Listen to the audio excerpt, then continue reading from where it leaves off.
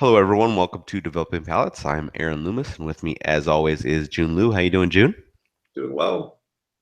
So today we are talking about the HR Blue Petit Edmundo, and this is about a Rothschild size, 4.5 inches by 52 ring gauge.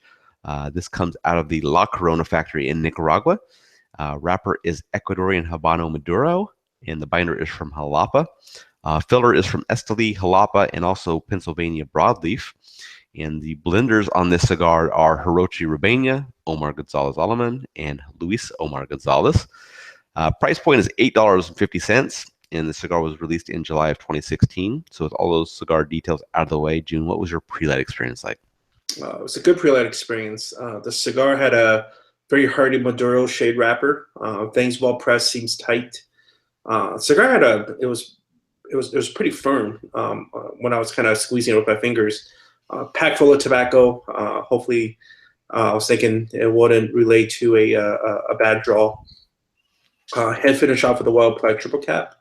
The nosing experience with the wrapper had me. I was getting black pepper, cedar, and think barnyard.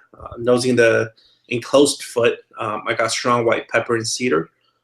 Cold draw, I got dry cardboard and a little bit of black pepper coming through. Yeah, wrapper, a medium brown, a couple of medium-sized veins, three very well-applied caps. Foot is covered by some excess wrapper that's folded over. The band is the standard HR design, but it has a kind of a greenish blue primary color and silver and white accents. I didn't get any detectable aroma from the wrapper, but the foot gave a slightly sweet tobacco through the small opening of that closed foot. Pre-light draw was just a dry hay with a little bit of spiciness on my lips. So flavor-wise, what was your experience first third through final third? When I first lit the cigar up, it was one of the first thing that I noticed was how drying it was on my palate. And going through my specific notes, I said a lot of dry notes of dry earth, dry cocoa, dry oak, and a dry black pepper. And that pepper was sitting on the back palate and kind of irritating my throat as well. Through the nose, it's just really scorching amount of black pepper, oak, and a little bit of dry nuttiness coming through.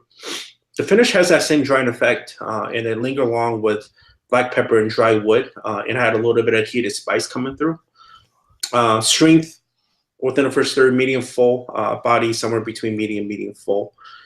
Within the second third, which I'll categorize together with the last third because the last third mimicked the second third for me.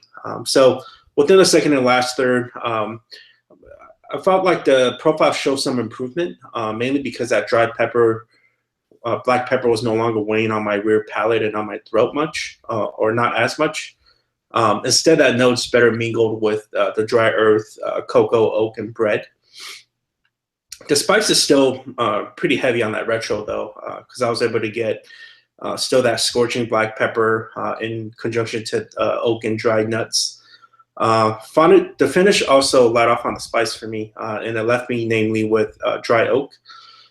Strength and body still the same. Strength medium full and body somewhere between medium full. So overall, I had an average experience that was very drying mouthfeel with pepper and dry earthiness and that dry cocoa and oak coming through. Yeah, for me, the cigar began with a dark, earthy, woody, and spicy profile. A quarter-inch in, that profile was working really, really well together. Retrohale was earthy with a kind of a medium-level pepper to it. Half-inch in, spice settles way down, and the earthiness lessens a bit while that wood kind of goes up front.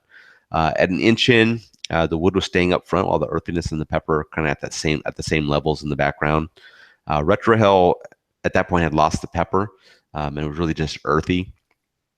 And as the third was coming to a close, some cream joined in with the wood and kind of pushed out that spice, while the earthiness was kind of still in the background. Strength level was, already at medium full. Second, third, earthiness kind of picks back up and evens out with the creamy wood. And then at a half-inch in, a little bit of bitterness joined the profile. An inch in, the cream increases and really smoothed out the profile by pushing the slight bitterness to just be on the finish. And then as the third was coming to an end, the cream kind of settled back down and evened out with the wood and the earthiness, and the strength was still at the medium full level. Final third, very creamy wood, earthiness was continuing on. At a half-inch in, that bitterness picked up a little bit, and the retrohale kind of gained a little bit of baking spice to go along with the wood. At 3/4 of an inch in, the bitterness settled back down, and the kind of creamy oak and the earthiness kind of took front stage. And that's kind of how the cigar finished out for me. And the strength kind of stayed at that medium full. So it was pretty steady with the medium full strength level all the way through. Performance-wise, burn and draw, what was your experience like? Good burn and good draw. So with the burn, the only one downside that I had was that I had to do a pretty major touch-up within the first third. Other than that, everything was good. Burn time, 2-hour mark, which is pretty fantastic. Burn line, fairly sharp. Ash marks, pretty well structured, averaging 1.5-inch increments. In terms of the draw was good, but it was still it was a little bit on the tight side for me. Mm-hmm. Speaking of the draw, when I was cutting the cigar, it was really hard to cut. Like I had to use both my hands to cut the cigar. So when I actually cut it, I was looking at the cigar, and there was a big ass stem in the middle of that cigar, and that's why my cutter had a bit of a harder time trying to cut it. So that might have affected the draw. I'm not sure, but it's still a good draw. Yeah, the burn was perfect on my example. Couldn't ask for anything better. Ashes held on in about 1.25-inch increments. So that was nice. The draw started out great, and then it got tighter as the cigar went along. And kind of by the end, it was pretty firm. But I didn't feel that it really affected the experience. But I can't say for sure, obviously. Overall, what were your thoughts on the cigar? I thought it was an average cigar. My main gripe about this cigar was how dry it was on my palate. Mm-hmm. And when I have a cigar that really dries out my palate, it really kills the other flavors for me. Especially with this cigar, when that spice hit that rear palate and on my throat, it was unpleasant. And perhaps it was the overuse of that Pennsylvania broadleaf. I'm not sure, just a guess, because I know that when I think about Pennsylvania broadleaf, I'm reminded of smoking a lot of AJ stuff back in the day, of like the Diesels and the Man of Wars, and some of those cigars has a very drying effect for me.